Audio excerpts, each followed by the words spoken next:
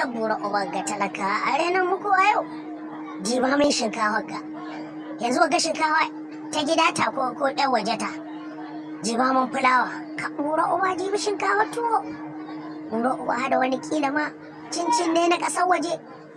Ka diba ka ga gaya.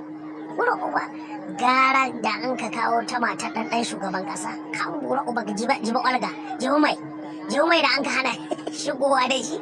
Shagun talaka.